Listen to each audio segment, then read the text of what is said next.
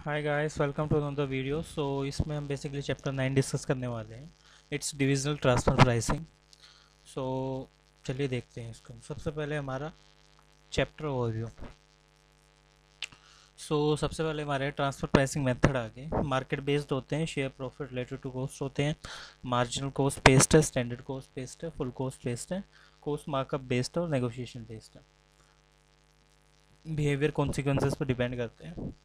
Proposal है resolving करने के लिए कन्फ्लिक्ट्स को, like dual rate transfer pricing system है और two part transfer pricing system है। दो चीज़ों को देखते हैं, कंसेप्ट और यूटिलिटी ऑफ ट्रांसफर प्राइसिंग होगी और गोल कंज्यूग्रेंस हो गए, कैपेसिटी कॉन्स्टेंट हो गया। अब ट्रांसफर प्राइसिंग काम कैसे करती है। अलग अलग बिजनेस ऑर्गेनाइजेशन होती है आज के टाइम में, ड्यू सेंट्रलाइजेशन ऑर्गेनाइज डेटा को फॉलो कर रहे हैं। डिविजनल मैनेजर्स हैं, रिस्पॉन्सिबल होते हैं असाइन डिविजन्स के लिए, ऑपरेशंस के लिए, रिजल्ट्स के लिए। हर डिवीज़न वर्क करती है अचीव करने के लिए इंडिविजुअल ऑब्जेक्टिव्स को, और उनके जो गोल्स हैं अलाइन होते हैं ऑर्गेनाइजेशन के ओवरऑल बिजनेस ऑब्जेक्टिव से। इस कंसेप्ट को बेसिकली गोल कंजूरेंस बोल सकते हो। कोई भी मैनेजर्स है उसकी अथॉरिटी होती है कंट्रोल करे डिवीज़न की कॉस्ट को, और जो कॉस्ट और रेवेन्यू है वो दोनों कैसे डिफर करते हैं। जो इंटर डिवीजनल ट्रांजेक्शन्स हैं उसमें बेसिकली आपके transfer of goods and services होती हैं, payment for the intangibles like intellectual property, uses और द ब्रांड्स, ये सारी चीज़ें होती हैं। और इंटरनल डिविजनल लोन्स होते हैं स्पेसिफाई इंटरेस्ट रेट पे दिए जा रहे हैं। हमारा फोकस ज़्यादा उस पर होता है कि आपकी जो इंटरनल डिवीजन ट्रांसफर्स हैं गुड्स एंड सर्विसेज का, या मैनेजमेंट अकाउंटिंग सिस्टम है डिवीजनल लेवल पे, वो डिटरमाइन किया जाए वैल्यू एक ट्रांजेक्शन्स के लिए, और ये वैल्यू बेसिकली डिफाइन की जाए ट्रांजेक्शन प्राइसिंग के हिसाब से। अभी यूटिलिटी क्या है ट्रांसफ़र प्राइसिंग की। Basically notable use of the transfer pricing देखा जाता है। सबसे पहले हम प्रोफेशनल परफॉर्मेंस को इवेलुएट करके देखते हैं। हर डिवीज़न प्रॉफिटेबल अकाउंटेबल है, और जो की मैट्रिक हैं इसको इवेलुएट करने की परफॉर्मेंस को, वो भी बेसिकली काम करती हैं। ये बेसिकली मोटिवेट भी करता है हर मैनेजर को कि वो मैक्सिमाइज कर सके डिविजन को और प्रॉफिटेबिलिटी को। एम्प्लॉय की जनरेशन, एंगेजमेंट और कंपनसेशन कैसे होता है। जो मैनेजर्स हैं कंपनसेट करते हैं based on the performance of the division, और वो रिस्पॉन्सिबल होते हैं इसी चीज़ के लिए। वो प्राइस्ड भी करते हैं इसी रेट पे जो परसीव्ड किया जाता है काफ़ी फेयरली सारी कंसर्न डिवीज़न मैनेजर्स के द्वारा। रिसोर्स एलोकेशन, एलोकेट और यूटिलाइजेशन किया जाता है रिसोर्सेज का कैपेसिटी मैन पावर के हिसाब से, और जो ट्रांसफ़र प्राइस और की डिसीजंस हैं वो भी लिए जाते हैं। टैक्सेशन एंड प्रॉफिट रेमिटेंस, जो आपकी ट्रांसफ़र प्राइसिंग है वो इम्पैक्ट करती है earning of the multinational companies को, और ये इफेक्ट करती है ओवरऑल टैक्स बर्डन्स को कंपनी के लिए as well as the profit को, जो आपके रिपीटिव नेचर हैं और जो इफेक्ट कर रहे हैं आपकी चीज़ों को। क्वेश्चन ऑफ फेयर वैल्यू कैसे उठता है, क्या चीज़ होती है। अगर आपकी प्राइसिंग है वो एसोसिएट होती है टर्म्स के थ्रू, आर्म्स लेंथ प्राइसेस उसको आप बोल सकते हो, और compete होती है कंपिटेंट होती हैं डील करने के लिए थर्ड पार्टी के साथ। जो एप्लीकेशन है कंसेप्ट की आर्म लेंथ प्राइसेस के बेसिस पे, वो ज़्यादा होती है टैक्सेशन पर्सपेक्टिव्स के लिए। और किसी भी अकाउंटिंग रिकॉर्ड्स में आपके ट्रांसफ़र प्राइस एक रेवेन्यू डिविजन्स के लिए सप्लाई करते हैं गुड्स एंड सर्विसेज, और जो कॉस्ट होती है डिवीज़न की वो रिसीव करते हैं गुड्स एंड सर्विसेज को। अगर कोई ट्रांजेक्शन्स हो रही हैं उनके बीच में, अगर वो ज़्यादा बिजनेस ड्राइवन है, तो बेसिकली आपके जो कस्टमर्स और सप्लायर्स कैसे compete कर रहे हैं उस बार्गेनिंग पावर को सेट करने के लिए, वो चीज़ें इसमें देखी जाती हैं। अगर आपकी फेयर वैल्यू हो रही है बिजनेस प्रोस्पेक्टिव के बेसिस पे, तो डिपेंड करती है कैसे हर डिवीज़न बेसिकली प्राइस को फाइंड करेगी और कैसे वो कंपेटेबल होगा आपके प्रॉफिट टारगेट्स के थ्रू।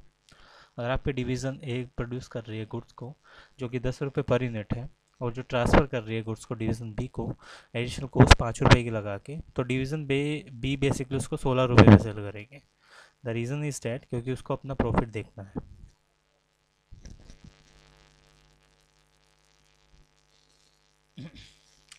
प्रॉफिट ऑफ द, हमें इसके बेसिस पे प्रॉफिट निकालना है डिवीज़न का, और एक ब्रीफ एनालिसिस देना है रिजल्ट का। तो डिवीज़न प्रॉफिट एनालिसिस कैसे है। खुद की कॉस्ट 10 रुपये है, कंपनी कॉस्ट 15 रुपये, 5 रुपये इसके लगे 15 रुपये।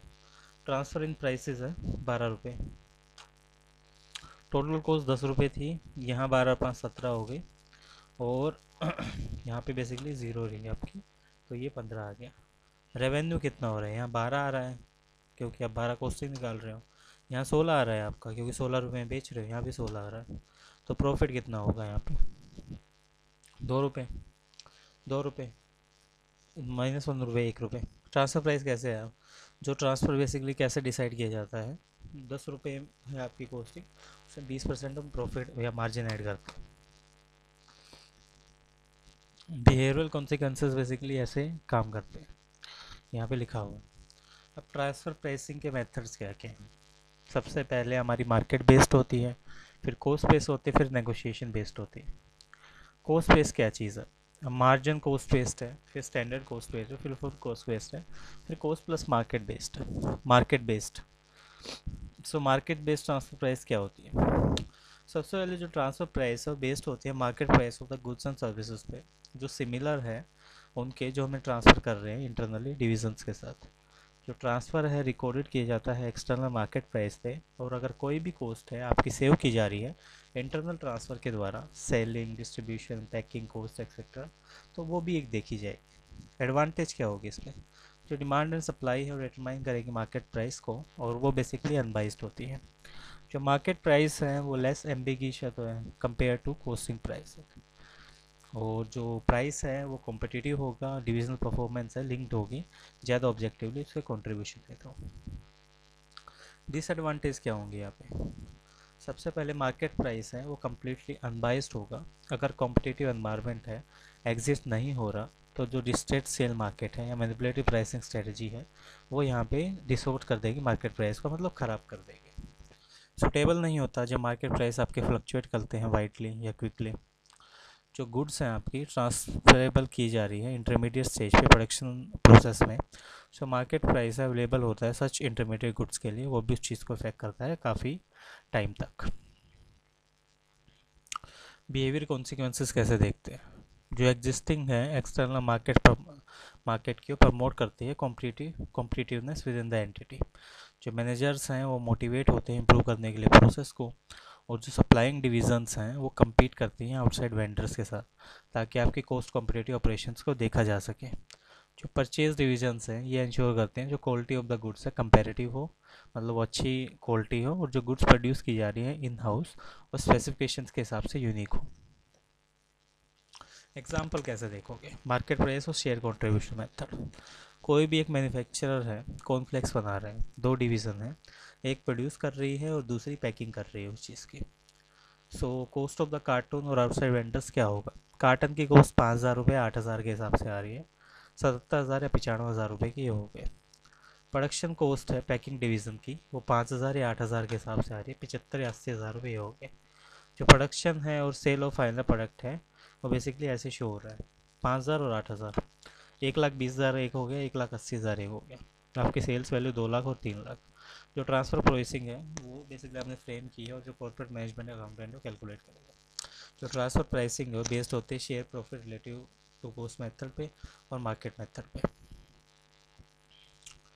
जो प्रॉफिट है आपका अलग अलग वॉल्यूम्स के लिए, लाइक कार्टन्स के लिए 5,000 यूनिट्स है, फिर 8,000 यूनिट्स है, तो ये बेसिकली 5,000 और 8,000 है। सेल्स आपकी 2 लाख और 3 लाख है यहाँ पे। जो कॉस्ट है आपकी प्रोडक्शन डिवीज़न की, एक 20 है एक 80 है, पैकिंग की 75 है और 80 है। टोटल कॉस्ट इतनी आ गई, प्रॉफिट आपका 5,000 और 40,000 हो गया।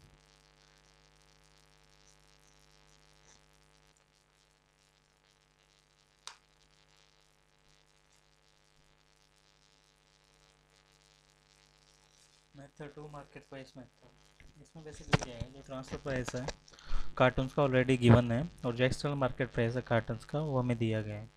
इसको वन बाइस प्राइस आप बोल सकते हो। जो पैकिंग डिवीज़न है वो चार्ज करेगी प्रोडक्ट डिवीज़न से। प्रॉफिटेबिलिटी स्टेटमेंट यहाँ पे ऐसे है। मार्केट प्राइस देखा 77.95, मैन्युफैक्चरिंग कॉस्ट देखी 75 और 80 के हिसाब से। जो प्रॉफिट है पैकिंग डिवीज़न का 2,000 और 1,500 है यहाँ पे। सेल्स है 2 लाख और 3 लाख के हिसाब से, उसमें से आपने ट्रांसफ़र प्राइस घटाया, प्रोडक्ट कॉस्ट घटाई और प्रॉफिट घटाया, 3,250, टेम्परेरी आपका 5,000 और 40,000। तो ये चीज़ें ऐसे यहाँ पे काम करती है। सो बेसिकली ये चीज़ है। अब कॉस्ट बेस्ड ट्रांसफर प्राइस हम देखेंगे। Cost based pricing models based होते हैं इंटरनल कॉस्ट पे और internal cost records of the company पे। ये यूज़ किए जाते हैं जब मैनेजमेंट बेंचमार्क परफॉर्मेंस को देखती है कॉस्ट टारगेट के हिसाब से जो कंपनी में दिए जा रहे हैं, और जो मार्केट प्राइस है गुड्स का वो डिटरमाइन नहीं किया जाता lack of comparable market price के हिसाब से।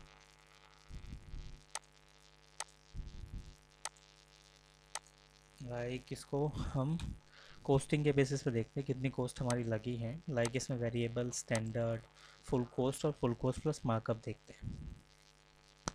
जो परफॉर्मेंस आपकी बेंचमार्क की जाती है इंटरनल कॉस्ट टारगेट्स के बेसिस पर, और बजट कितना था और हमें कितना खर्च किया, और जो इन्फॉर्मेशन से ज़्यादा इजीली अवेलेबल होती है मार्केट प्राइस के कंपैरिजन में। और जो कॉस्ट बेसिस है ट्रांसफर प्राइसिंग का वो सब्जेक्टिव होता है, multiple ways of the interrupting cost पे बेसिस पे देखा जाता है। जो कॉस्ट आपकी पास की जाती है दूसरे डिवीज़न में वो इंस्टेंट होती है, और जो मैनेजर है सप्लाइंग डिवीज़न का उसमें लिटल इंसेंटिव्स होते हैं उनके, और जो कॉस्ट ऑफ प्रोडक्शंस हैं वो कॉस्ट एफिशिएंट मेथड के बेसिस पर अडोप्ट की जाती है। मार्केट प्राइस रिकॉर्डेड है मार्जिन कॉस्ट के बेसिस पे, और जो प्रोड्यूस कर रहा है वन एडिशनल यूनिट को। यूज़फुल कब है, जब सप्लाई डिवीज़न की एक्सेस कैपेसिटी हो और जो मेथड इंश्योर करे कि आपकी सप्लाई डिवीज़न है कॉस्ट ऑफ इंटरनल ट्रांसफर्स को देख रही है। कोई फिक्स कॉस्ट या मार्कअप अलाउड नहीं है चार्ज करने के लिए परचेसिंग डिविडेंड्स के पास। Standard cost based transfer price कब है, जो ट्रांसफर प्राइस रिकॉर्डेड किया जाता है प्रेडिटरमाइन कॉस्ट पे, और जो बेस्ड होती है बजट और सर्टेन अजप्शंस के बेसिस पे, और जो कॉस्ट एब्जॉर्ब्ड है आपकी स्टैंडर्ड कॉस्ट एक्चुअल्स के बेसिस पे आएगी सप्लाइंग यूनिट्स में। सो अभी के लिए हम इतने देखते हैं, नेक्स्ट वीडियो में आगे देखेंगे कि कैसे ये सारी चीज़ें काम करती हैं। मिलते हैं पार्ट 2 में।